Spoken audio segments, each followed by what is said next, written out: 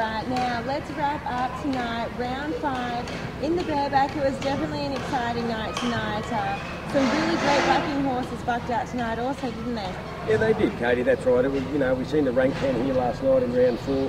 You can't take anything away from the horses that were here again tonight. They were a great pen of horses. Now, our bareback riders and also our saddlebrook riders, they struggled once again. They're a little bit sore and a little bit bruised and battered too, I suppose, coming into round number 5. But that's the national finals and that's why they're here. So they've just got to grin it and bear it and go on. But our Australian champion, and it's been a while coming through. He's injury plagued over the last couple of years. He's a great guy. He's a great bareback rider. And it was great to see Matty Atkinson win the bareback riding his night. You're exactly right. Last year he actually broke his wrist a week before the National Finals Rodeo. So to come back here this year and to win the Australian champion title, I know he was so excited down there. He almost couldn't describe it. I think he was still in shock. Yeah, he is still in shock, and I reckon good on him because he's a young cowboy that has had to work very hard at bareback riding. He got on a lot of bareback horses when he first started, and he got thrown off a lot of bareback horses when he first started. Then all of a sudden it all just clicked for him, and here he is now in 2011, 2012, our new Australian champion. That's exactly right, and good on him. He has worked super hard for that. Now moving on to the team roping. Once again, it started out with some misses there. The headers were catching, the heelers weren't quite, and then as we got towards the end, we started seeing some great times on the board, and the Australian champion title went to guys who have won rounds during this NFR. They broke the record at the start of the week. Aaron Bookluck and Brendan Kenny. Yeah, they're both champion cowboys. Brendan won the team roping here a couple of years ago with Mark Knott. They're both spot on when it comes to team roping.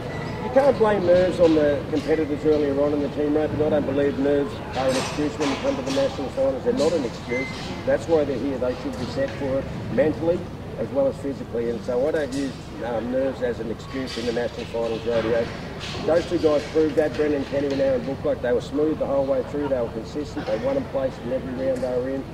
And they ended up, at the end of the day, being crowned once again Australian champions. Good on them. That's exactly right. They did. They have very consistent times. Yep. They had 6.1 in round 3 and round 4. They had a 5.5 at the start of the week. They definitely deserve that title. They did stay so consistent. Yeah, well, that's what team roping, that's what any rodeo event is about, is being consistent. And especially team roping where you've got two competitors both out there together. You've got to be consistent, you've got to be solid. And that's exactly what they were throughout the whole 5 rounds. So they deserve to win at the end of the day. Take nothing away from it. That's exactly right. And that is a tough event because it is actually the only event in rodeo where it is a team. That's right. So you're relying on another person, but they worked great together, and it showed at the end when they went home with that title. That's right, yeah, it certainly did. Now, moving on to the saddle bronc riding, we don't have to introduce the winner. We just spoke to him, Reese Anglin. He went out, and that kid was on fire. Once he started, you could not stop him. Katie, he was on fire right from the moment he walked through these doors here on Thursday afternoon, our first round. He just had a little glisten in his eye, and you knew that something was going to happen very special here for Reese. And you can tell the way that he gets around, the way that he's feeling, his mood is, that something is about to happen. He's had that look about him all week, and he was dead set dangerous today in round 5. He was so aggressive in the bronc riding. I haven't seen a bronc rider be so aggressive on a horse for a long, long time. He took that through with him in the bull riding, and then followed up by the all-round title. Great to see. That's exactly right. And that bronc, when that bronc went around the corner, then everyone was thinking, oh no, he's gone. That kid was not going to let go to save his life. He just held on and kept swearing, and he did fall off in the end. Maybe 8 seconds, had a kind of awkward fall, but he wasn't going anywhere. Katie, that's why he has got 3 trophy buckles here after these national finals, because of his grit, his determination and his mental attitude. He has all of that, and he put them all together over the past 5 days.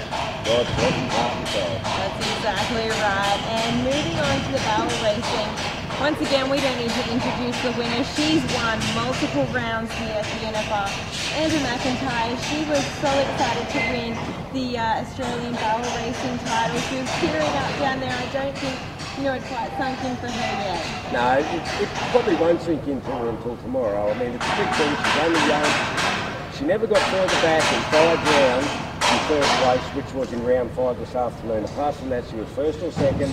She's been solid again. You talked about consistency. that's where it comes into play, and that's what will win you an Australian title, is being consistent, and that is exactly what she was. That's exactly right, and she is no stranger to the NFR. She has been here a few times before, so to come in and like she said, she's been working with that horse, and it is tough here, with grounds that change every day. Some days it's deep, some days, you can run it really well, so it's tough, and she definitely proved herself. Yeah, no, she did. I probably think today, looking at the times on the board, today's probably the best the surface has been, consistency-wise, all over from the 15 competitors. The times were sort of right down, just over the 14-second mark. We had straight up Joe Farquhar with under the 14-second mark, and that sort of followed through. So that told me that the surface was really good. So I wish we had another 5 rounds. Oh, exactly right. And quickly in the barrel racing, we definitely need to keep an eye on those junior girls because they did fantastic. I know this is the first NFR for some of those junior girls, and I know they're a little nervous. They were really excited, but they proved themselves also, and I think those girls are definitely ones to watch. Yeah, they are, Katie. Juniors to be up against seasoned campaigners, it's a big thing. And their first national finals, their bellies would have been just churning with butterflies. They'd have been as big as eagles. But they settled into it, they held themselves together, and they proved that in the barrel racing course. They were so consistent, so honest, and we're right up there with the big guns. So, I reckon next year you can see one of those juniors be up here and probably walk home with that trophy bucket. You're exactly right. Now, speaking of a junior, we haven't spoken about it much before, but in the breakaway roping, a junior actually won that for the ladies. Megan Pullman, she's a junior. We did actually run those events during the day, but Megan Pullman, 16 years old, she took home that ladies breakaway roping title. Yeah, she did. Megan, I was talking with the general manager of the Australian Professional Rodeo Association, Steve, and we both agreed that she would be probably the youngest ever competitor to walk away with an Australian championship buckle, and that would mean so much to that girl. She works hard at what she does. Once again, consistency proves to be the winner at the end of it. She's done a great job.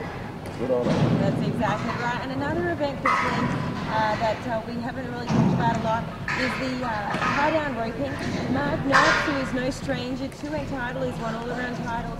He's won team roping titles. He has won team roping titles. He took home another one today. He's done a great job this week.